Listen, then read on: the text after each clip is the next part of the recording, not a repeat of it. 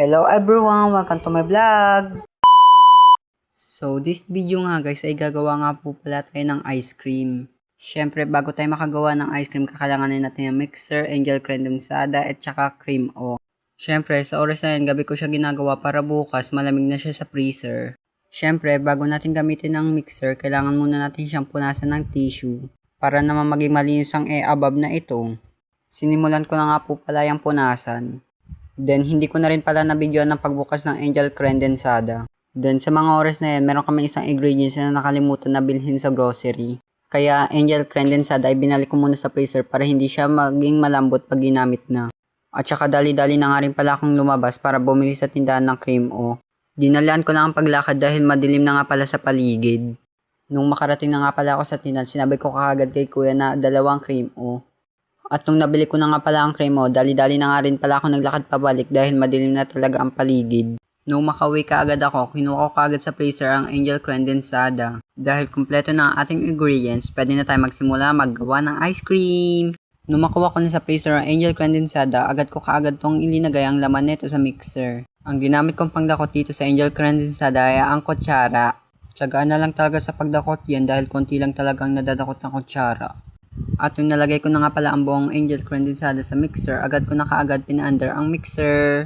Ganyan nga pala ang itsura ng mixer kapag hinahalo ang condensada. Dahil kapag meron kang mixer, mapapadali ang buhay mo. At dahil wala nga pala tayong paglalagyan ng ice cream, ang dalawang hawak kong Tupperware agad ko kaagad hinugasan para meron talaga tayong malagyan.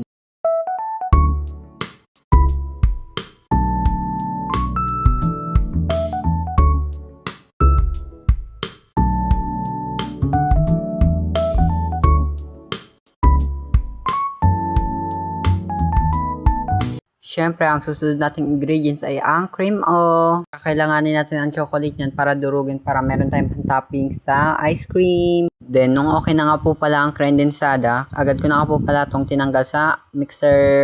Madali lang naman yan tanggalin sa mixer. Iikutin mo lang yan, tapos may pipinutin ka diyang button. Then, yun na, mabubuksan mo na kaagad siya. Then, nung nakuha ko na nga pala ang condensada, linagay ko na nga po pala ito sa lamesa. Tapos, yung palaman ng cream o, linagay ka agad sa condensada. Tapos, yung chocolate naman ay dudurugin na nakalagay sa plastic. Yun ang gagawing topping sa ice cream. Then, nung natanggal na nga po pala ang palaman ng cream o, agad na nga po pala ang dinurugan chocolate neto. Ganyan siya durugin, hindi mo nakakailangan ng kahit anong material, gamit lang yung kamay mo lang. Nung tapos na nga po pala itong durugin, agad na nga po pala itong ilinagay sa ice cream. Pagtapos itong mailagay, agad itong nga haluin. Na para bang gusto mo na siyang tikman kahit hindi pa siya talaga malamig. Pagkatapos nga pala itong mahalo, agad na nga po pala itong isinalin sa Tupperware na aking hinugasan kaganina. Pero hindi ko lang naisama sa paghugas ng Tupperware ang mahabang Tupperware. Gets mo ba yun, ha? Ayan na nga, isinalin ko na nga pala ito pa isa-isa gamit ang kutsarang hawak ko. Gets mo? Kung naintriga ka sa ginawa kong video na paggagawa ng ice cream, aba, gumawa ka na. Ito na ang ating finished product na pinakamasarap sa lahat. Eme!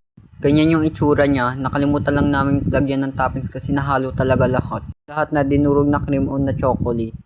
Nung malagyan ko na nga po pala lahat, nagtatakpan ko na nga po pala ito isa-isa.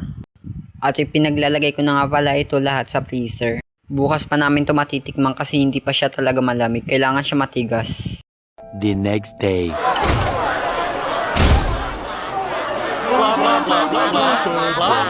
After 25 years, tignan ko na siya sa rep kung matigas na ang ice cream na ating ginawa kagabi. Nung pagbukas ko nga ng rep, kinuha ko kagad yung maliit na ice cream. Syempre, bawal ko lahatin, baka hindi ko maubos. Ganyan yung itsura ng ice cream na nakalagay sa Tupperware. Finally, matigas na nga pala siya at ready to eat na.